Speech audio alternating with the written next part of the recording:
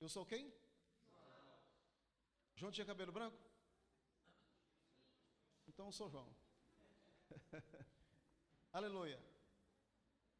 Então vamos lá, para os irmãos entender. Digamos que o presbítero Jabson representa um anjo.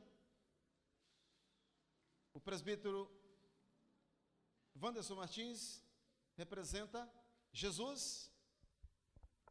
E o presbítero Romeu Ramo representa Deus. Certo? Tá bem ou não? Então tá bom. Apocalipse capítulo 1. Leia para nós aí, bem compassado.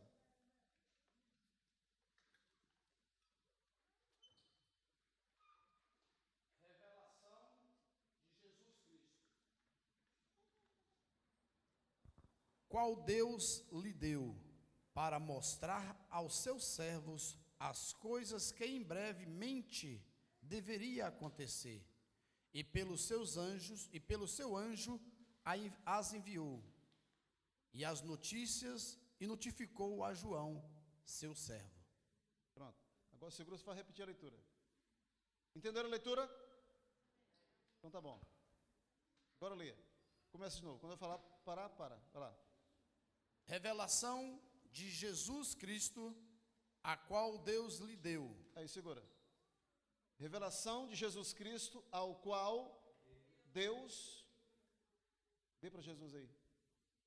Entrega a revelação para Jesus. A qual Deus lhe deu. Continua a leitura. Para mostrar aos seus servos as coisas que brevemente deverá acontecer. E pelo seu anjo as enviou. Aí, segura. Entrega para o anjo. Continua. E as notificou a João, seu servo. Pode trazer para mim. Eu sou João. Aleluia. Está claro? Deus abençoe. Aleluia. Quando alguém te perguntar, João recebeu a revelação de quem? Quem foi que entregou para ele? Foi um anjo. Compreenderam a leitura? Amém. Isso chama-se leitura racional. Você faz a leitura com cautela para entender o que está escrito. O que o texto quer dizer. Então o texto quer dizer exatamente o que vocês viram agora. João recebeu. Agora, como é uma recapitulação, João ele recebe, João ficou na quarta pessoa, certo? A quarta pessoa João ficou. Quando chega no capítulo que João vai sair da terra, que é o capítulo 4, claro, antes disso, João foi fiel às revelações, escreveu 7 cartas para 7 pastores de 7 igrejas da Ásia Menor. Em cada carta são um estudo. São 7 estudos. Cada carta, Jesus se identifica quem ele é. Quando chega no capítulo 4, que João vai sair da terra, aí eu acho algo incrível ali. Eu acho fantástico. Quando chega no capítulo 4. Por quê? Porque quando ele recebe, ele foi a quarta pessoa. Um anjo entregou para ele a revelação que veio de Deus, passando através de Jesus. E no capítulo 4, não teve intervenção de ninguém. O céu abriu e uma voz disse: sobe aqui. Isso é fantástico, irmão. Não sei se você está conseguindo entender isso. E João subiu, em espírito João sobe aos céus. Aí eu costumo dizer que a partir do capítulo 4 há uma nova dimensão espiritual do Apocalipse. Por que uma dimensão espiritual, uma nova dimensão? Porque até no 4, João estava na terra, na ilha de Pátimo. Mas no capítulo 4, João sobe em espírito. E quando ele sobe, ele vê um trono e mais 24 tronos. E 24 anciãos assentados sobre aqueles 24 tronos. Então João tem uma nova visão. E eu digo para você, querem entender o Apocalipse? Então é importante você sair da terra. Porque é uma nova dimensão. De acordo com o que será ministrado, esquece o seu vizinho, esquece tudo. E você sobe em espírito ao céu. Quando João recebe o convite para subir, ele tinha duas opções: ou subir ou ficar. E eu pergunto para você, qual você escolhe? Subir ou ficar? Então você não está mais na terra, você subiu. Amém?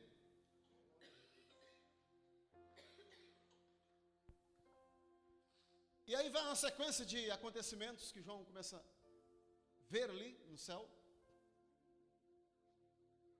E entre essas sequências, ele vê um livro selado com 7 selos. E ele não vê ninguém digno de abrir aquele livro, e nem de ler o livro, nem olhar para aquele livro. E a Bíblia diz que ele chorava muito, como foi a leitura oficial nessa noite. E quando parece que tudo não tinha jeito com relação a esse livro com 7 selos, alguém diz: eis o leão da tribo de Judá, ele pode ler. E vão mais algumas sequências, até chegar no primeiro selo, segundo selo, terceiro selo, quarto selo, quinto, sétimo selo. É que nós estamos falando alguns dias sobre o sétimo selo. Hoje então é o sétimo selo, terceira parte. Mas poderia ser sétimo selo, sétima parte. Na terça passada nós falamos só sobre um selo, sobre o quinto selo. E hoje eu pretendo falar sobre o sexto e o sétimo selo. Por isso eu vou falar bem rápido para poder, senão não dá tempo. Eu poderia falar, deixa eu corrigir o que eu falei aqui. Falei algo errado aqui. O sétimo selo, na terça passada, nós falamos sobre a quinta trombeta, e não o quinto selo. Estou corrigindo o que eu falei. E hoje queremos falar sobre a sexta trombeta e a sétima trombeta, porque está dentro do último selo, que é o sétimo. Está claro? Amém? Se por aventura alguém pegar o andamento e eu falar sobre selos, ele não vai entender nada. Porque é o sétimo selo, porém, é porque está dentro. Ou seja, vamos falar sobre a sexta e sétima trombeta, porém está dentro do sétimo selo. Aleluia. Então tá bom. Vamos abrir nossas Sagradas Escrituras. No livro das Revelações, capítulo 9. Versículo de número 13. Alguém encontrou? Aleluia. Sétimo selo, terceira parte. Vamos estar falando sobre a sexta e a sétima trombeta. Mas antes de fazer a leitura, vamos para o slide. E nós começa no capítulo 8, versículo 1. Havendo aberto o 7º selo, fez-se silêncio no céu, quase por meia hora. Mais um. E vi 7 anjos que estavam diante de Deus, e foram-lhes dadas 7 trombetas, que será o assunto que nós estamos falando. Mais um. Aí, trombeta nas mãos dos profetas simboliza... Eu não entendi direito isso aí que vocês falaram. Trombeta na mão dos profetas simbolizavam? Mais forte. E nas mãos do anjo de Deus? Nas mãos do anjo?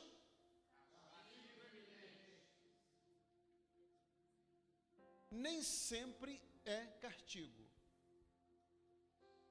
Porque, por exemplo, 1 Tessalonicenses capítulo 4, versos 16 e 17, fala sobre o arrebatamento da igreja. 1 aos Coríntios capítulo 15, verso 52, a seguir, fala também sobre o arrebatamento da igreja. Em um momento, num abrir e fechar de olhos, ante a última trombeta. Então ali, quem vai tocar aquela trombeta será um anjo. Só que as trombetas que fala em Tessalonicenses e também em Coríntios, não é essa mesma trombeta. Então vamos lá, mais um. O número 7 trombetas indica que Deus trará algum julgamento perfeito, completo, inteiramente apropriado para realizar seu propósito contra o mundo dos ímpios. Lembra de aquela trombeta que nós falamos? Quando ela tocava, uma catástrofe acontecia na face da terra. Vamos para frente? O 6º anjo tocou a sua trombeta, que está em Apocalipse capítulo 9, verso 13 até o 21. Passa para frente, vamos lá. Aí, segura aí. Vamos ver aqui então, está aberto a sua Bíblia? Capítulo 9, verso 13. Peço, por favor, se não for incômodo, você permaneça com a Bíblia aberta. E tocou o 6º anjo a trombeta, e ouvi uma voz que vinha das 4 pontas do altar de ouro que estava diante de Deus, a qual dizia ao 6º anjo que tinha a trombeta: solta os 4 anjos que estão presos junto ao grande rio Eufrates. Amém? Amém. Precisa explicar alguma coisa? Ou não? Ou sim? Está claro? Está claro ou não está? Está um silêncio. Está parecendo o capítulo 8, verso 1. Quando abriu o 7º selo, houve um silêncio por quase meia hora. Exatamente o período que você está ministrando aqui. Meu Deus, hein? Mas observa algo interessante. Quando esse anjo toca a trombeta, acontece algumas coisas interessantes. A primeira coisa que acontece, eu estou aqui sem o laser, ele ouve uma voz que sai das 4 pontas do altar de ouro. Está vendo aquele símbolo ali em cima ali? Quadrado? Eu peguei essa figura quando se fala sobre o tabernáculo. O tabernáculo, existiam alguns utensílios que compunha o tabernáculo. Entre esses utensílios, lá tem um altar semelhante a essa figura. Observa que dentro dele tem fogo. E normalmente esse altar, ele tinha realmente 4 pontas, como aquele ali tem. E esse altar era chamado de altar de holocausto. Quando as pessoas então ofereciam, digamos, um animal, e então o sacerdote degolava esse animal e colocava no altar do holocausto e colocava fogo. Ele recebia, colocava lá e colocava fogo. Agora, algo interessante também, que quando a fumaça saía desse altar, se a fumaça subisse, se ela subisse vertical, significava que Deus estava recebendo aquela oferta.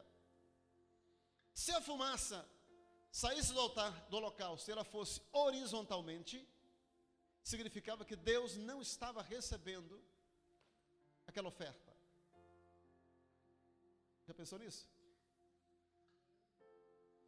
Então, esse altar era um local de colocar o sacrifício. Agora, eu quero perguntar para você, na Bíblia sua, esse altar que fala sobre ele, onde você leu, ele está em qual local? Está na sua Bíblia aí. Ele está em que local? Se quiser conferir na sua Bíblia, pode conferir. Está onde? Como? Alguém aqui entendeu? Diz que é diante de Deus. Concorda? Quem concorda? Então fala, diante de Deus. Esse altar do sacrifício está diante de Deus. Todo sacrifício que você faz para Deus, pode ficar tranquilo, porque o altar do sacrifício está diante de Deus.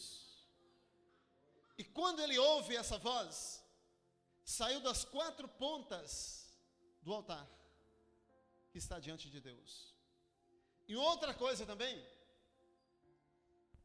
que é mencionado, letra B, soltura de 4 anjos presos junto ao Eufrates, junto ao rio Eufrates. Quantos anjos? 4. E a voz saiu das 4 pontas do altar. Agora, que anjos são esses? Que anjos são esses que menciona exatamente o versículo 14? Capítulo 9, verso 14 de Apocalipse. Que anjos são esses? Há quem diz, segundo alguns estudiosos, que são anjos maus. Porque quando solta esses anjos, sabe o que vai acontecer? Acompanhe comigo. Verso 15.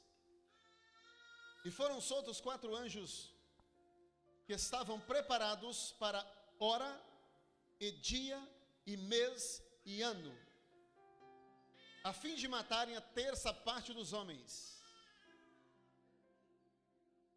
Compreende aí ou não? Era para matar a 1/3 parte dos homens. E se observarmos também o versículo, vamos para o verso número 17, que diz: E assim vi os cavalos nesta visão, e os que sobre eles cavalgavam, tinham couraças de fogo e de jacinto, e de enxofre, e a cabeça dos cavalos era como cabeça de leão, e de sua boca saía fogo, fumaça e enxofre. Repita comigo essas 3 coisas. Fogo, fumaça e enxofre. 3 coisas terríveis, né? Fogo, fumaça e enxofre. Alguém conhece fogo? Quem conhece fogo? Conhece? Você conhece fumaça? Alguém conhece enxofre? Não? Sim? Eu já vi enxofre. Enxofre é uma coisa terrível, né? Só que essas 3 coisas é horrível mesmo. O fogo, imagina um incêndio, o tanto que é complicado. A fumaça sem o fogo já mata. E a fumaça é terrível. Se ela vem sobre você, tira o seu oxigênio e você não suporta. Aí vem também o enxofre aqui. E vamos seguir mais um pouquinho a leitura aqui. No versículo de número 19, diz o seguinte: porque o poder dos cavalos está na sua boca e na sua cauda, porquanto a sua cauda é semelhante à serpente, e tem cabeça, e com ela danifica. Verso 20: e os outros homens que não foram mortos por essas pragas, não se arrependeram das obras de suas mãos, para não adorarem os demônios e os ídolos de ouro e de prata e de bronze e de pedra e de madeira, e que nem podem ver, nem ouvir, nem andar. Terrível, hein?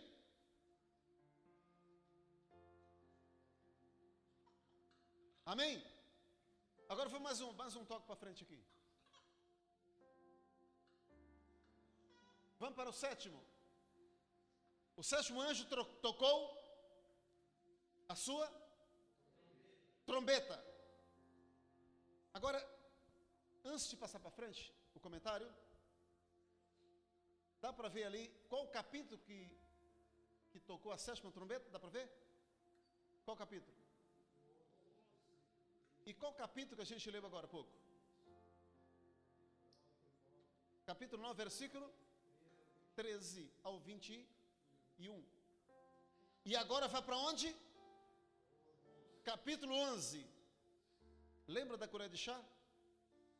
Que estava aqui, lembra da colher de chá?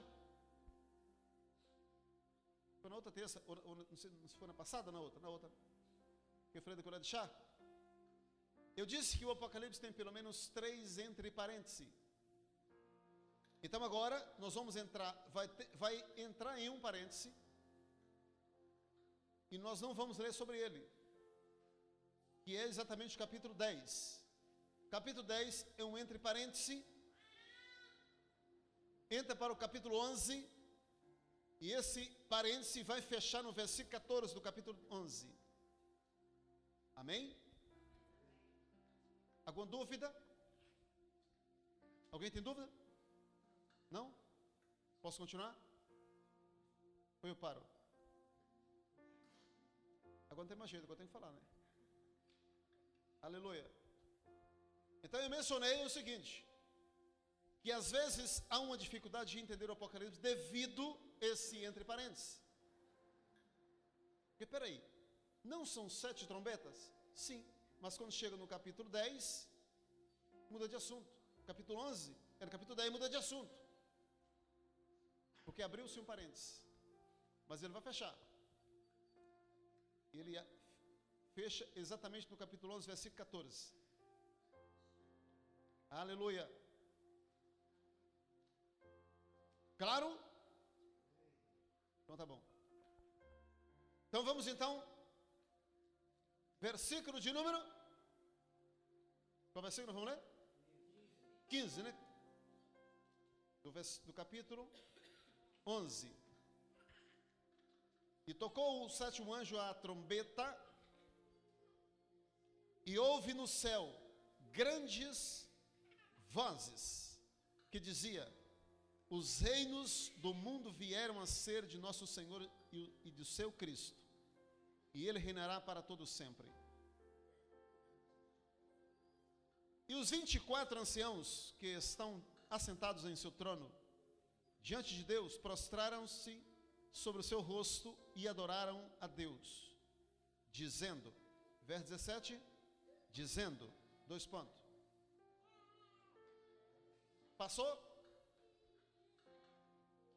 Segura aí. No capítulo 4, quando fala no capítulo 4, fala também sobre esses anciãos.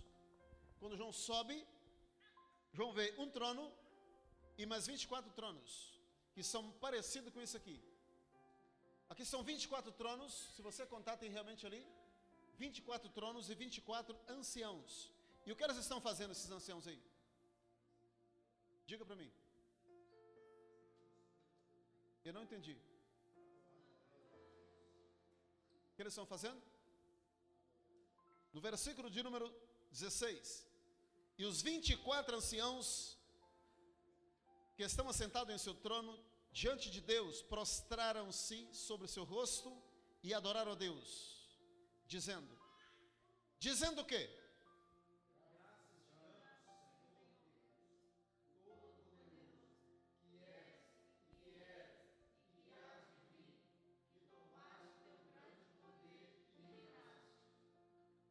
Será que toda a igreja consegue falar isso aí? Consegue? Então vamos lá.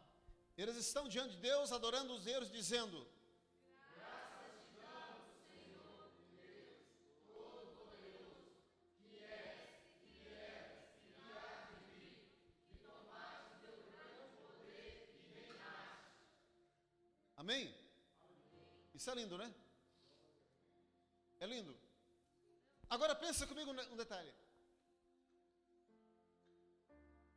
João, aonde está João nessa altura? Onde é que João está? Ali, no trono. Eu penso, a Bíblia não diz, eu tenho direito de pensar? Desde que não pense errado, né? Pensar errado é complicado. Mas eu penso que é uma grande sala, que talvez podemos dizer sala do trono. Uma grande sala. E nessa sala tem um trono principal, que é o trono de Deus. E tem mais os 24 tronos, que são os 24 anciãos. João se depara dentro dessa sala. Ali é o céu. Eu penso que as decisões que Deus decide são ali naquela sala. E se João está lá dentro, João participou de algumas reuniões. Digo eu, não a Bíblia. Algumas reuniões. E o Senhor assentado sobre o trono. Jesus, ele está sentado em um trono. Porque quando em Lucas os discípulos viram Jesus subindo, e ele foi subindo, e de repente uma nuvem o encobriu, não se viu mais. E o discípulo continuou olhando para cima. E de repente apareceu um anjo e disse: ei, varões irmãos, por que estáis aí parados olhando para o alto? O mesmo Jesus que vistes ir, ele virá novamente para buscar a sua igreja. E a Bíblia diz que Jesus subiu e assentou-se à direita do Pai. Repita o que eu disse. Jesus subiu e assentou-se à direita do Pai. Mais uma vez, para nunca mais esquecer. Assentou-se à direita do Pai. Quem escreveu o livro de Lucas? Quem foi? Lucas. Quando chega em Atos dos Apóstolos, poderíamos dizer Atos do Espírito Santo, Estevão estava sendo apedrejado, e a Bíblia diz que Estevão olhou para o céu se abriu, e ele viu Jesus que estava em pé, à direita do Pai. E vou repetir, ele olhou para o céu e viu Jesus que estava. Quem foi que escreveu Atos? E quem foi que escreveu Lucas? E por que em Lucas diz que ele subiu e sentou-se? E o mesmo escritor, Atos, diz que eles estavam em pé.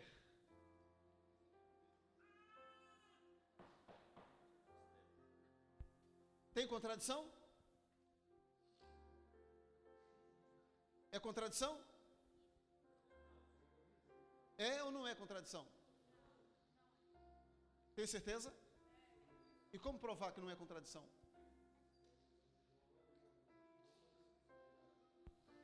Aleluia. Eu amo a Bíblia, irmão. A Bíblia é fantástica. De Gênesis a Apocalipse, eu nunca vi nenhuma contradição. Isto é uma prova que Jesus verdadeiramente está vivo. E tem um controle em suas mãos. Quem está vivo, ele pode ficar sentado ou em pé, depende dele. Ele fica do jeito que ele quer, ele é Deus. Ele é que manda, ele é que pode. Quando o diabo tentar enganar você dizendo que Jesus não está morto, esfrega esse texto na cara dele, do diabo. O meu Jesus está vivo. Ele senta na hora que quer, fica em pé na hora que quer. Agora, por que ele se levantou? Em Atos, por que ele levantou? Porque os seus servos, o seu servo, Estevão, estava lá embaixo sendo apedrejado. Jesus se levantou do trono. É meu servo. Eu vou recebê-lo agora. Eu vou receber. E as pedradas foram fortes sobre ele. E a Bíblia diz que ele aspirou. Ele morreu. E ele subiu, porque o céu já estava aberto para receber lá em cima. Então imagina que ele foi para esse local aqui. Ou seja, mais ou menos assim. É apenas uma figura para a gente entender um pouco. Amém? Vamos para frente? Vamos para terminar já? Vamos lá, olha só, verso 19. Verso 19, o que diz o verso 19? Vamos conferir.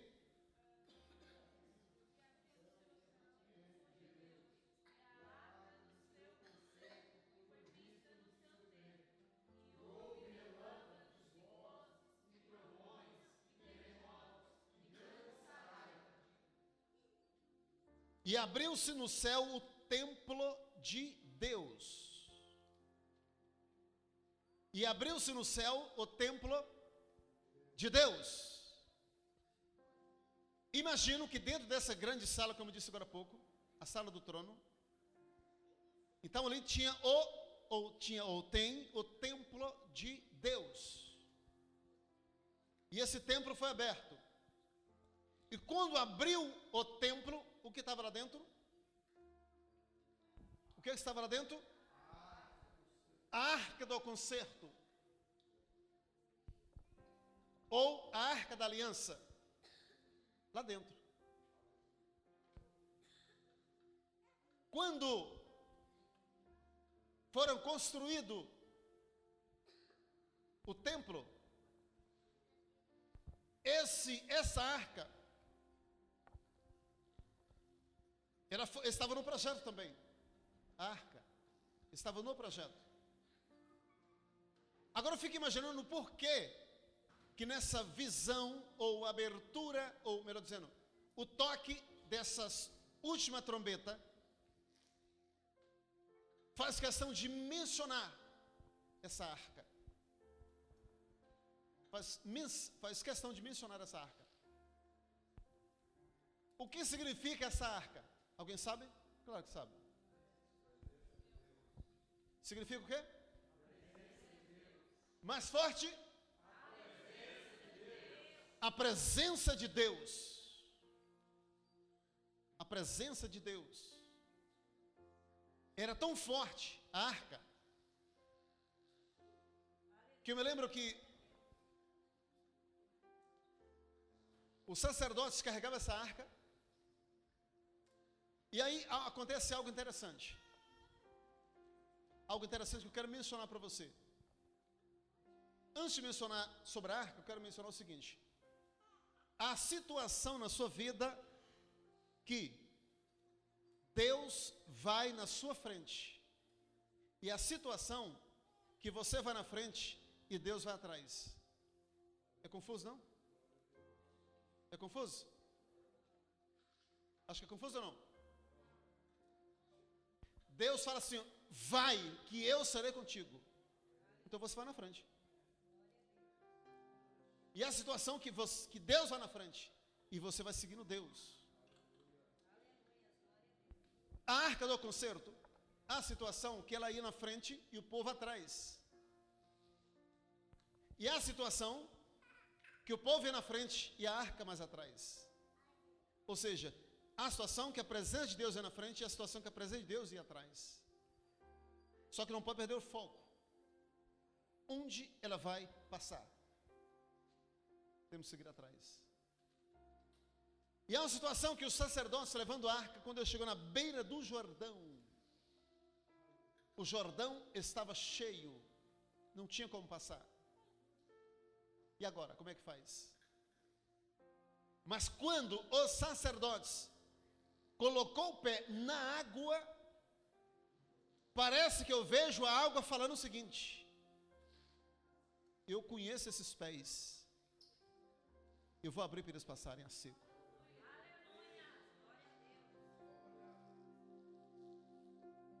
E nessa sétima trombeta, quando ela toca, que abre então o templo de Deus e vem a arca. Dentro desta arca, ela tinha três coisas. Três coisas. Talvez eu precise da sua ajuda agora, porque eu não anotei isso aí. Às vezes tem que anotar para não perder o raciocínio, né? Então eu lembrei, e vamos, com a tua ajuda agora, ver o que tinha dentro dela. Tinha três coisas interessantes. Uma delas, a vara que Arão usou. Ela era seca e ela floresceu. Você não entendeu nada até agora, não é possível. Você já imaginou uma vara seca e de repente ela floresceu do nada assim, irmãos? É Deus puro nisso aí.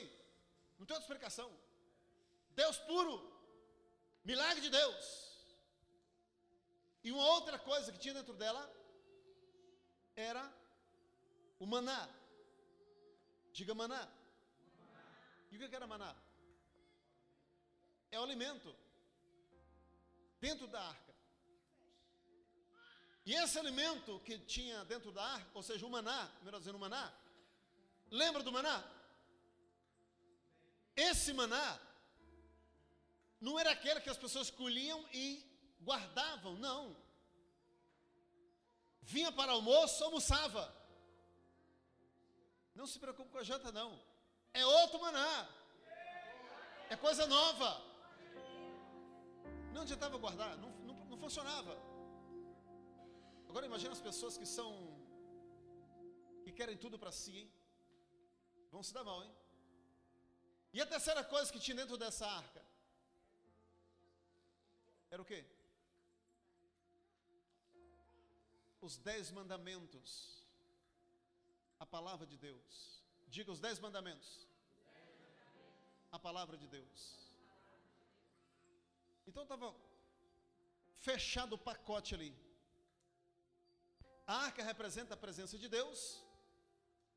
Dentro da arca tinha três coisas, como eu disse. Me diga agora o nome da primeira. Hã? A vara que floresceu. O segundo. E o terceiro? Os 10 mandamentos, que é a palavra de Deus. E para você valorizar mais a palavra de Deus, lembre-se de que a palavra de Deus, ela é pão, ela é martelo, ela é alimento, ela é água, ela é mais o quê? Espada. Ela é mais o quê? Ela é vida, traz vida, né? Então a palavra de Deus é algo que ninguém pode ficar sem. Nós precisamos da palavra de Deus.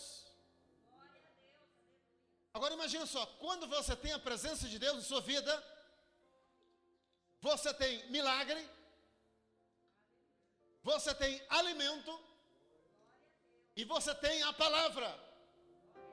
E a palavra tem um poder penetrante que vai à divisão de alma e de espírito e apta para discernir as intenções dos nossos corações. Palavra de Deus. Amém? Louvado seja Deus. olha que algo incrível aconteceu também dentro do verso 19, diz o seguinte: houve relâmpagos, e vozes, e trovões, e terremotos, e grande saraiva. Isso que só porque foi aberto no céu o templo de Deus, só por causa disso. É porque às vezes nós não entendemos, irmãos, com relação à presença de Deus. Diga comigo, a presença de Deus. Pronto.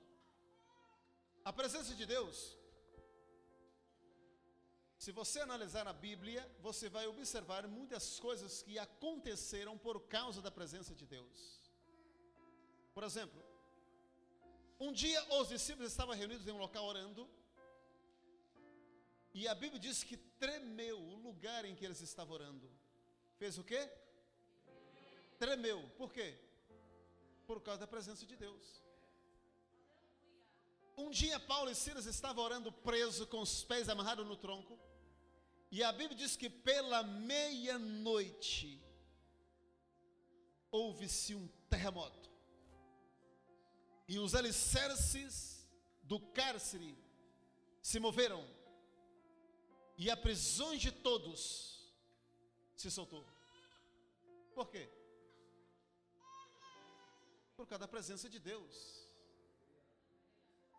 Apocalipse capítulo 20, verso 11, que fala sobre o juízo final, João, esse mesmo, em sua visão, ele disse: eis que eu vejo um grande, tinha tamanho, trono, tinha cor, branco, e o que estava sentado sobre ele, de cuja presença, olha aí, de cuja presença fugiu, quem? A terra e quem mais? O céu. E não achou lugar para eles. Por que que a terra e o céu fugiram? Por causa da presença daquele que estava no trono. Presença de Deus. Muitas coisas acontecem. Agora imagine um demônio querer te perturbar. E se você tem a presença de Deus, ele vai aguentar alguma coisa? Imagina uma doencinha de nada aí querer te perturbar, mas você tem a presença de Deus, e aí? Imagina uma angústia querer te sufocar, mas você tem a presença de Deus. Ela pode. Amém? Glória a Deus. Vamos para frente? Diga essa leitura.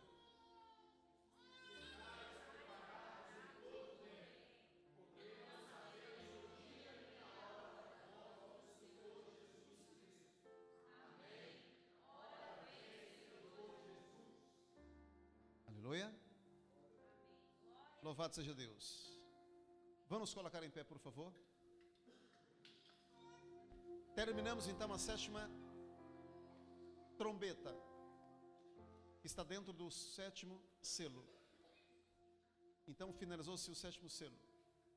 Na próxima terça-feira teremos um estudo aqui maravilhoso.